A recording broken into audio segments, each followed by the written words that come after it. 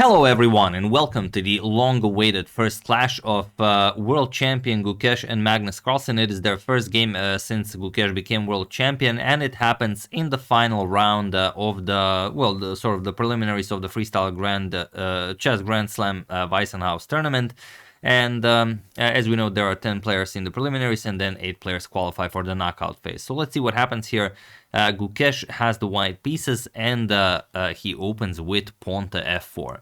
And what I found very interesting was that, of course, in every Chess 960 official random tournament, you get time before the actual game when there's a new position to think about the position, to try new ideas. But here they do it in pairs. They do it, 5 players on one board and 5 players on the other board, and they don't know what the other guys are talking about, and then they try and figure out new ideas. Then Magnus says this, Nodribek says this, Levon says this, and then they bounce ideas, and they who knows what they come up with. So it's an aspect of chess that does not exist in non-official random tournaments. So I thought this was actually very nice. And here you have the 4 bishops stuck in the corner, which means that as soon as those pawns come marching forward, the bishops are coming off the board. And maybe it doesn't. Let's see what happened.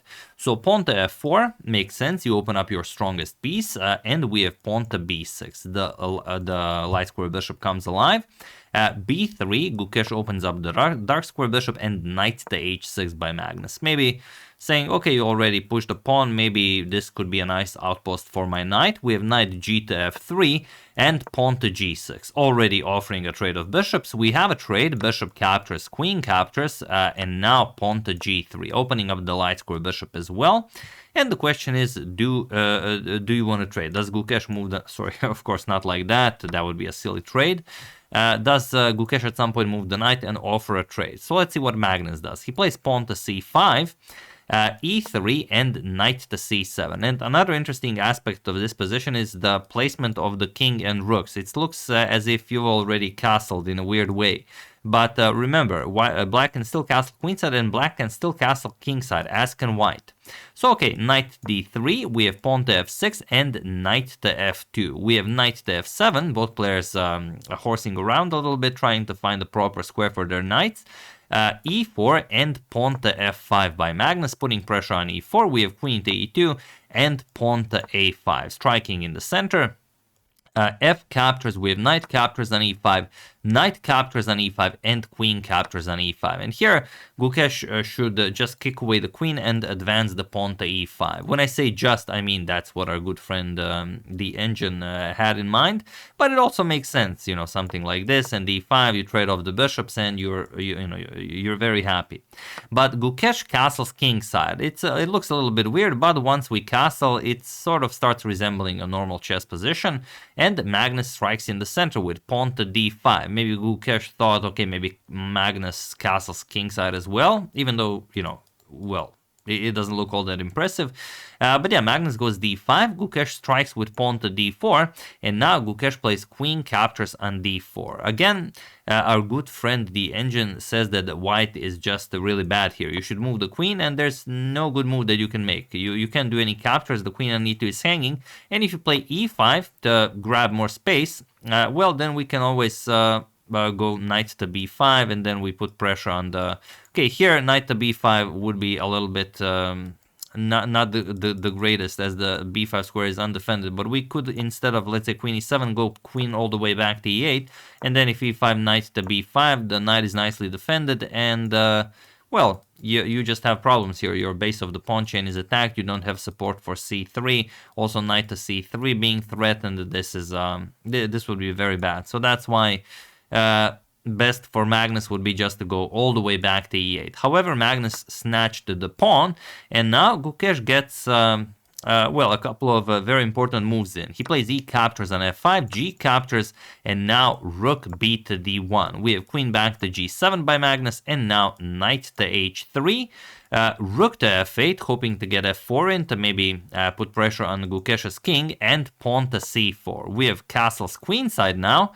And the knight to f4. Okay, the f5 pawn has been blockaded, the d5 pawn is attacked. There is nothing for Magnus to do but to advance that d pawn. But first, let's get the rook to a better square. Rook to e8 attacks the queen. queen d3, and now pawn to d4. Magnus creates a passed pawn and also offers a trade of light square bishops. We have a trade, bishop captures, knight captures, and now queen captures on f5. So Gukesh wins back his material, and Magnus has to decide what to do here. Does he move the king and allow the queens to remain on the board, or maybe, as Gukesh's king is a little bit safer now, maybe the way to go is to trade queen. So he does it. He plays queen to d7. We have queen captures on d7, rook captures, and now, rook captures and knight to d5. Let me just fix that a little bit. Sorry about that. Sometimes the interface freezes. Yeah, knight to d5 and rook to g7. And okay, we have rook d to e1, offering a trade, and now rook captures on e1. We have rook captures on e1, and now knight to c7.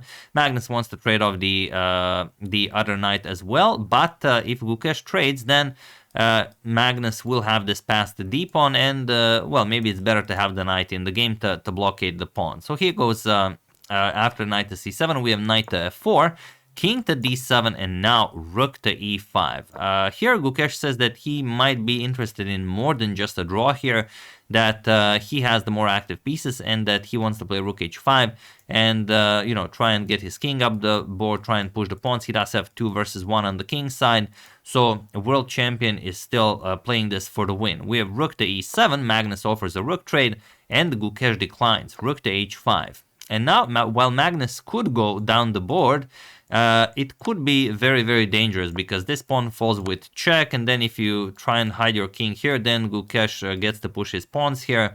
You know, it'd be maybe too double-edged. So Magnus goes knight to e8. We have rook to h6, and now knight to d6. We have knight to d5, putting pressure on the rook, rook f7, and now knight to f6 with check. We have king to d8 and knight back to d5.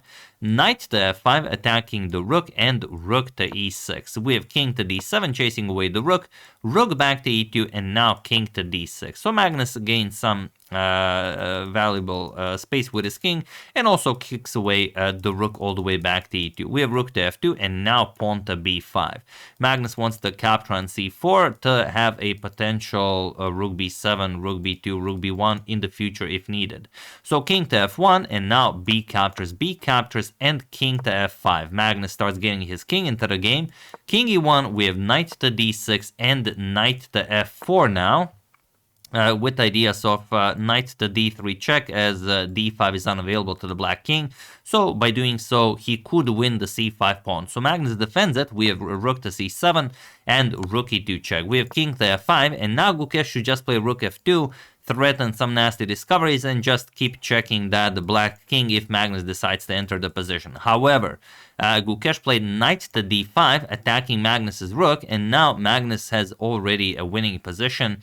And the problem for Gukesh is that it's not that easy to spot. Magnus just goes to b7, and well, now the rook is very much activated. h3, and now knight to e4. Not only getting the knight into the game, but threatening checkmate. Rook b1 is the threat of checkmate. Pawn to g4 with check, king e5, and now king to f1. But Magnus just plays pawn to d3, attacks the rook, rook e1, and king to d4.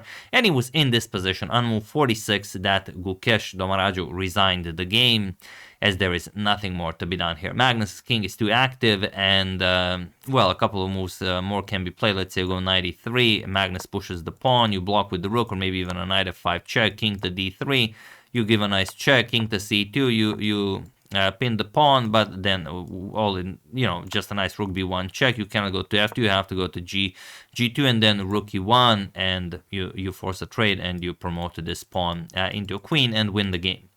So it was a very nice game by both of them. Gukesh held Magnus to a draw, but when it came to the end game, Gukesh wanted more. He was not interested in a draw. He wanted to beat Magnus, and that, well, I believe was the cause of his downfall. And also just Magnus, you know, playing very well, but it's not difficult to play well when you give Magnus rook b7.